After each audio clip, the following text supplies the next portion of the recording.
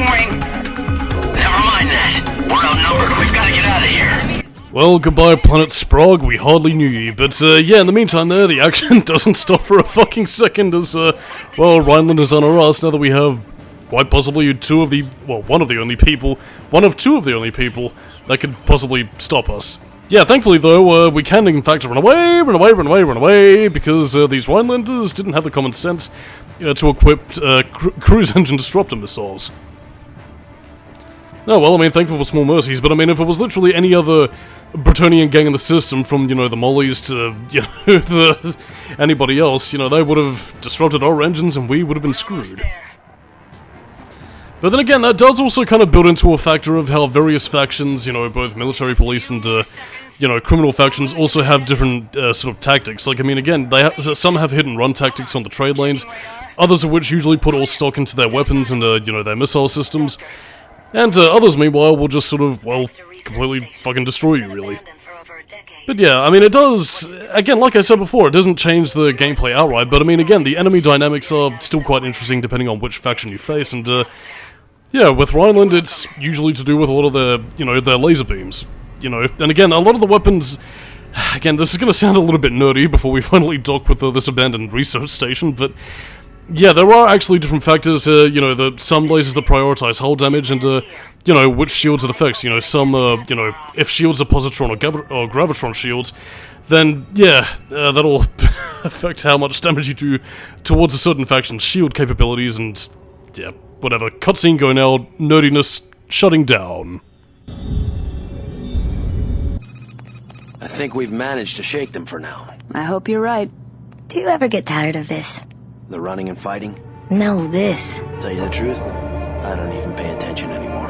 It's a view like this that got me into xenoarchaeology in the first place. I thought, if the universe exists for eons, but I could only experience it for a brief moment of time, I wondered what a more ancient race must have thought of it. I wanted to live through them. If you're right and Quintain has hidden himself, that means he's still out there somewhere. What's that?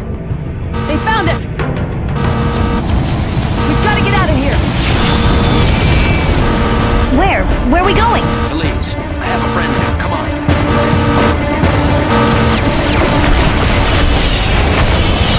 The station is exploding! We can't outrun them this time. Trent, engage! Oh dear, nothing changes. More action, more violence, but, yeah, in kind of a similar fashion to Sonic Adventure 2, actually. I do kind of like this game's sort of like, you know, a little bit of story, a little bit of plot, a little bit of characterization, and then, you know, a little bit more action.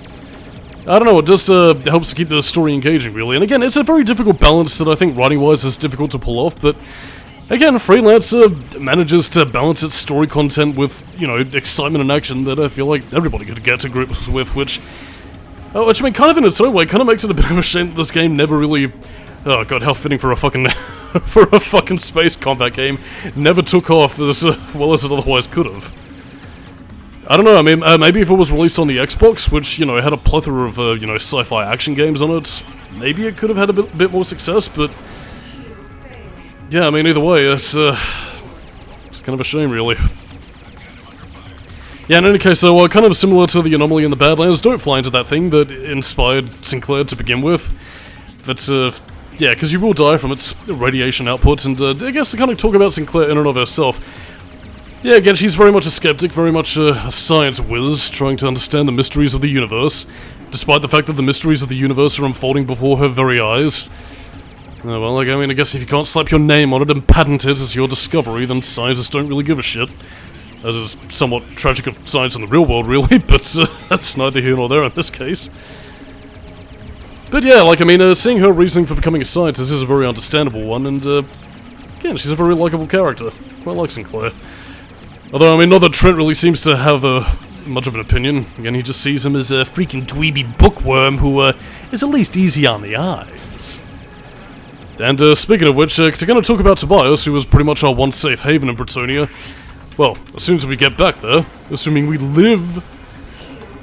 yeah, one of the character background histories behind, you know, Mr. Richard Winston Tobias is that, yeah, he used to fly for the Bretonia Royal Armed Forces, and, well, was, yeah, pretty much flying in the days before women were allowed to fly, because, you know, this being Britain, he has terrible teeth, he's possibly homosexual, and his wife is ghastly.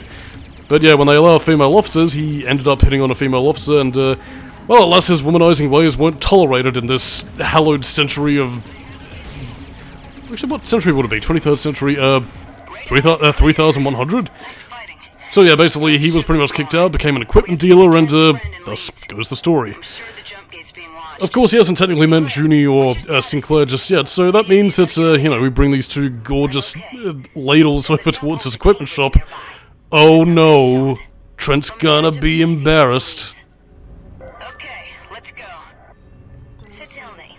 In any case, though, yes, we leave that bizarre anomaly out in space. Yeah, good thing that research station was abandoned, because we can never have a repeat incident of Van Pelt. Oh, his death still haunts me, for as little as I've known him. Oh, by the way, that little freighter that Sinclair's flying around, yeah, that is also one of the freighters available in Bretonia. But as I mentioned before, not something that you really want to consider flying around for the main story. It's really something more for the post-game, or, again, unless, of course, you're planning on buying through multiple ships to just sort of trade capital between systems. But in this case, you're not really going to have much of a chance to do that, given your, well, relative lack of weaponry space. And even then, there are much better freighters available much later in the game that could pretty much, well, weather the journey against some of the harder factions to, you know, take down, depending on how high level they are and, well, how you survive, really.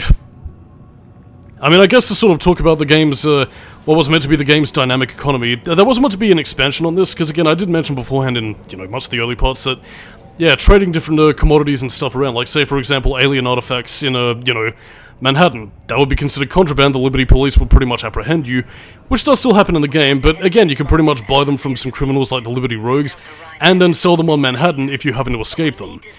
But again, these values were meant to change, you know, as you progress throughout the game and have, you know, different peaks and troughs, you know, similar to how the economy works in real life, in terms of trading and all that kind of stuff. But yeah, this was one of many things that developers sadly weren't able to implement, so yeah, a lot of things in terms of trading are very much fixed in terms of the pricing. So again, if you take something from you know, Planet Manhattan through to, say, Planet New London, it'll pretty much stay fixed, and there won't be changes as, you know, time goes on or the story progresses, and whatever else, really. But then again, it is also one of the things that does incentivize, well, you playing the game as a bit of a pirate. Come in, again, you can attack many transports from, like, say, for example, the Boix Corporation, and, you know, basically get a bunch of optical chips and stuff like that, and then end up selling them in Kusari for a nice chunk of change. I love me a chunk of change, like a freelancer. Damn it! They found us. Trent, engage. Stop! Do not open fire. We mean you no harm. We're here to warn you. Why should we trust you? Because we have deserted from Rhineland. Our squadron opened fire on us after we disobeyed orders to destroy a civilian transport. We had no choice but to flee. The Rhineland military is watching all exits out of this system. You have an artifact they want, and they know that you're here in Cambridge. Why are you telling us this? Survival. We need you as much as you need us. We're heading to a jump hole that will take us directly to Leeds. It will be watched, but they aren't guarding it well because very few people know about it. Together, we might be able to fight our way through. I believe them. Fine. We're coming with you. So yes, indeedy, not everybody in Bretonia, well no, Bretonia is evil, because they have a prison colony, Space Australia, and I hate them forever for it, as do my ancestors. But I mean, in any case, so we're talking about, you know, more relevant topics. Yeah, not all of Rhineland is evil. And then again, even they're aware that things are going on in their government at a much faster rate than what we saw in Liberty, so... Yeah, again, this isn't just going on in the case of, you know, space Germany is evil, it's more that they discovered something and, well, let's just say that it's having vast repercussions. And again, you do remember all the way back in Part 1 how Admiral Schultzky was willing to meet with President Jacobi in regards to the growing threat of the Order. The Order, who seems to be, you know, very heavily involved in, you know, sabotaging alien artifact-related trade. Very interesting. But yeah, we now have our little buddies in the, you know, the Rhineland defectors who are pretty much there to help us out. And I'm sure everything will be alright as we go to the jump hole. Which is meant to be dangerous in context, but, queased. Damn it! The jump hole is blocked by a battleship! What are we gonna do? We'll take care of the battleship. Maintain radio silence.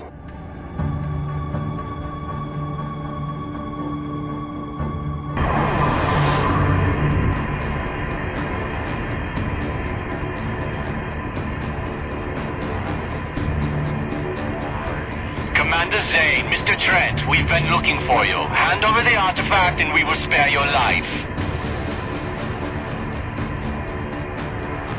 Have it your way. All fighter wings, engage. Target their engines.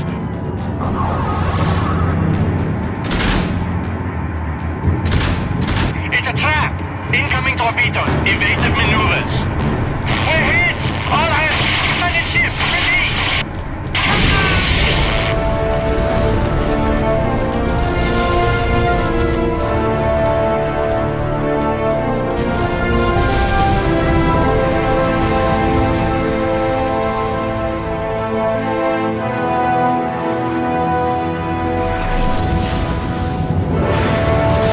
We did it! Woohoo! But now we still need to mop up a whole shitload of fighters that escaped from the destroying battleship, so, whoop-de-doodle. So, yeah, better be prepared for the fight of a lifetime, because, well, not many people certainly aren't. But anyway, as we have yet another, you know, space dogfight sugar-me-doo going on, yeah, I guess I might as well just, you know, sort of shoot the breeze and, I guess talk about, other factions. At least in terms of some of the harder ones to get into good terms with, that being, of course, the Xenos, a Liberty-based faction basically comprised of space racists. And I mean, that's not even me making a joke either, really. Again, the Xenos are very much, you know, they're just like foreigners in foreign trade, and they won't really trade with anybody except for the Zoners, which, again, they're the ones that manage the Freeport bases, and that's probably only because they're the only people that, well, they can actually trade with if they haven't pissed everybody else off. So yeah, go to the Zoners, they can potentially fix up your reputation, and, yeah, that's pretty much all she wrote. Of course, there are a bunch of other factions, and again, like, I mean, in terms of how Freelancer's reputation system works, again, destroy the enemies of, you know, the criminal faction's enemies, and indeed, you will eventually get into their good graces, enough so that you can eventually, you know, fix your reputation for a price. Basically going into a pub, talking to one of the, you know, bar owners, they'll pretty much say, hey, your rep will get you whacked, but I can fix it so you're in good with, you know, say, for example, I don't know, the Junkers, for instance. So they'll pretty much fix up your reputation, you can go to their bases, trade with them, get a new ship, and bada bing, you do the thing and then have a reputation. And I suppose while I'm on that topic, yeah, something that you're not really seeing, apart from in specific cutscenes, is what you can do in the pubs. I might have already mentioned this beforehand, but I could just reiterate while we can. But yeah, you can basically, you know, talk to people, hear rumors, get your reputation fixed up, get information on different planets, star systems, and you know, various faction bases, you know, for a small price, and, yeah, also take missions from various factions to get further into their good graces, so, yeah, do get lots of tasty bits of world building and stuff like that, and, again, it's, again, while it's not really story relevant, but, you know, it is quite fun to do nonetheless, and it does sort of expand the scope of the universe as you see various factions and how they function. But in any case, so, jump holes. Here we go yet again.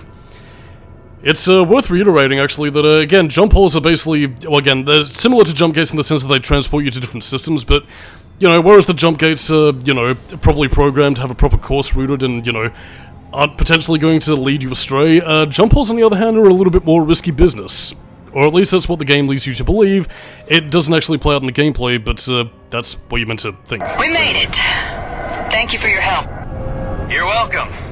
But this isn't the end of it. Something has happened in Rhineland, and I'm afraid the worst is yet to come. We'll fly to the Norfolk and give ourselves up. Hopefully someone in the Bretonnia military will believe our story. Good luck to you. The trade lane to Leeds is near. We should go. Who are we meeting on Leeds? An old friend of Trent's. This will be interesting. Fare thee well, Rhineland friends. But yeah, I mean, you do actually get a follow-up news report where they do eventually end up getting into, say, custody in Bretonnia, and, yeah, suffice it to say, things, well, I assume work out fairly well for them, because, yeah, a lot of what's happening in Liberty and Rhineland isn't quite happening in Bretonnia just yet, but, give it a bit of time. Again, one of the news reports you'll be hearing a little bit later on is actually with, you know, one of the higher-ups in Kusari, named Lord Takagi, joining the summit of Queen Karina and, President Jacobi, where, you know, they're pretty much sorting out the artifact trade, until Rhineland's leader, Chancellor Nyman, ends up inviting Lord Takage to sort of discuss, you know, the liberation of some Kusari hostages, and, well, let's just say, he's inviting him over for a spot of sauerkraut. And, alien artifacts. I wonder. But yeah, in any case, so take the trade lane and bada bing, we should be good. Although it is actually quite interesting, whether you're taking a job on like a main story mission or a mission for a various faction, yeah, this is actually a way in which you can actually avoid having trade lane disruptions by just taking on a mission, then abandoning that mission, and bada bing, you won't get trade lane disruptions unless it's either story relevant or, you know, part of a mission. It's quite interesting. I can't believe we made it through all of this. Thank you. Don't mention it. Land on Leeds. We'll meet in the equipment room. Yep, thank you, Junko Zane. 9090, preparing to land, charging out cruise engines, recalibrating the forward vector matrix, moving to coordinates vector 2. Whatever. Anyway, that's pretty much all she wrote for this mission, so, you know what, let's just enjoy this rather amusing cutscene where Trent's father figure embarrasses him in front of two gorgeous ladies. So on that note, I am Solidus-Skully, keep it new metal, and next time on the Freelancer commentary, well, we're gonna begin the hunt for Quintain good and proper. Catch you later.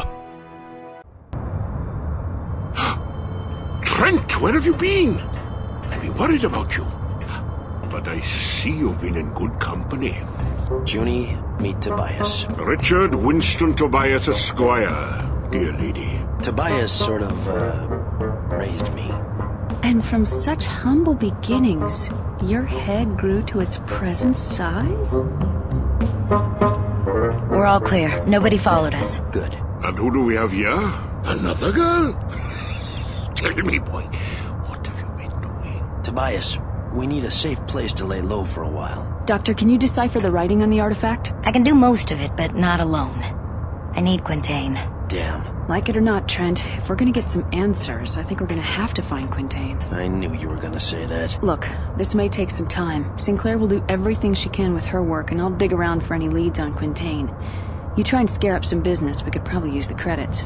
Anyway, I can't have you lounging around here like a big ox waiting for things to happen. What? I can't remember when I ever saw such a vision of loveliness. Oh, brother.